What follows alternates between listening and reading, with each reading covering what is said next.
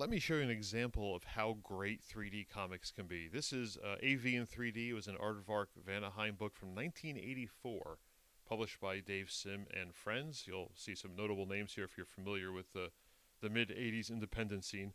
Yes, it came with a couple pair of 3D glasses. And the 3D, most importantly, was all done by Ray Zone, the master of 3D comics, and really the only guy who should ever do them. Unfortunately, he died 10 years ago, so that's not happening anymore. We start with a mystery story by Max Collins and Terry Beatty, which is a few pages long. The most important thing here is this is all in black and white. This entire comic is in black and white. So you don't get that shimmering red you get from red costumes in superhero comics. You know, those problems with the reds and the blues, maybe looking a little off when they're coloring in figures. But as simple as the art may look here, Ray Zone does great things with it to keep it multi-dimensional on different planes. I mean, this panel alone, which you probably can't see unless maybe you're wearing 3D glasses while watching this video and it works. I don't know if it will or not, but every person is on a different plane. That background is on 2 or 3 different planes. Here's a simple example of a guy holding a jacket in one hand and a purse in the other, and those 2 pieces are jumping off the panel away from him. Actually, they're not off the panel. They're inside sort of the light box that he's created here, the shoebox that he's created here, and everything works below. The lettering is up top.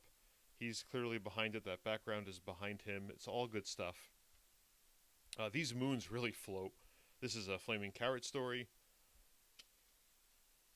This is not the greatest story for 3D. I mean, you'd think it would be. It does work here when he's kind of floating in space and taking that ride, but it's not the best example. It's not that it's bad 3D, it's just the story I don't think is drawn for it as well as it could have been. There's 2 highlights in the book, and the first one is this one, A Normal Man story by Jim Valentino, who must have known this was going to be in 3D because he goes to town on this thing. It has dimensions all over the place. Ray Zone, this panel alone, as they're jumping away from a building that looks like it's rumbling or exploding or something, his hands are on one level, he's on one level, the guy behind him is on another level, the background is pushed way back. It works amazingly well. Here you got the exploding bricks coming right out at you. It's pretty good. But what I think is the all-time greatest 3D panel I've ever seen in a comic is this one. And I hope it comes through on the video here. But every single character is at a different plane, at a different distance. The buildings are at different distances. There is nothing flat on this page at all. It is amazing. I kind of only wish this caption box weren't there so we could see this character floating out even more. But that caption box is sitting on top of that character. It's boosted above the page a little bit. It is just a great, amazing piece of 3D work. Even where the character here is, blowing out steam, that steam is popping out. His bow tie is popping out. It's all good work. Bill Messner-Loebs has a short story in here. I just want to get to the final one. Neil the Horse has a story, which does some good things with 3D in here. But my favorite story, besides the Normal Man, is the Cerebus Dreams sequence. Just a 4-page sequence. Silent, quiet of Cerebus floating through time and space with some Gerhard backgrounds. I'm a big Gerhard fan. So it's amazing to see that in 3D. It's amazing to see what Ray Zone does with creating the different levels as we go. Here's Cerebus breaking through a window pane. Those shards of glass are coming out at you at the reader. They're coming off the page. He's not doing the shoebox effect here because there are no borders to be the outside of the box. So these shards are coming right out at you.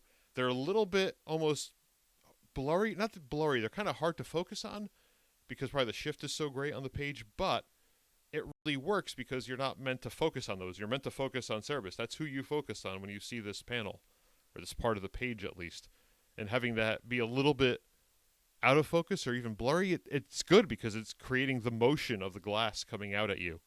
And that really works. This panel here with Cerebus floating through space, his legs are sticking out at you, and his head is on a different plane facing in. And when you look even closer, you'll see the fence is a little deeper, the bird is a little deeper. That I guess that bridge or that building is a little deeper back there. These birds all go to different levels. It is a beautiful piece of work. Some more subtle work here. Those rocks are floating in the air pretty nicely. And here in the final panel where he's waking up in bed, the bed sticks up, the curtains push back. It is a great piece of 3D work. So you can still find this book on eBay. I did not too long ago, as a matter of fact. That's Aardvark Vanheim in 3D, and it is a fine, stunning example of Ray Zone's work in 3D and how a different group of artists can each be interpreted by his style to work as a 3D comic.